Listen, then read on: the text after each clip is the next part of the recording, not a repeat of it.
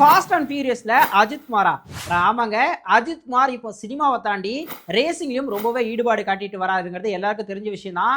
Ajith Kumar racing அப்படிங்கிற பேர்ல ஒரு டீமை உருவாக்கி உலக அளவில் நிறைய காம்படிஷன்ஸ்லையும் பார்ட்டிசிபேட் பண்ணிட்டு வராரு.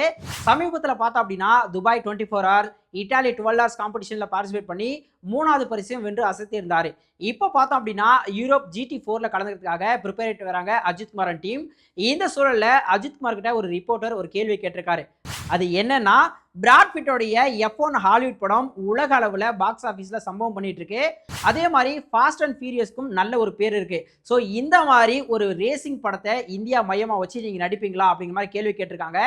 அதுக்கு அஜித் என்ன சொல்லியிருக்காருன்னா, அது என்ன இந்தியாவில் மட்டும், இதே ஃபாஸ்ட் அண்ட் ஃபியூரியஸ் அல்லது F1 சீக்வல் நடிக்கிறதுக்கு அழைப்பு வந்தால் கூட நான் கண்டிப்பாக நடிப்பேன் அப்படி சொல்லியிருக்காரு. அது மட்டும் இல்லாமல் தன்னோட படங்களில் பைக் அண்ட் கார் சம்மந்தமான ஸ்டண்ட் எல்லாமே நானே தான் பண்ணுறேன். ஸோ அதனால இந்த படத்தில் நடிக்கிறதுக்கு தயாராக இருக்குங்கிற மாதிரி அஜித் சொல்லியிருக்காரு. இதை பார்த்த அஜித் ரசிகர்கள் எல்லாருமே உற்சாகத்தில் இருக்காங்க. ஸோ நீங்கள் என்ன நினைக்கிறீங்க?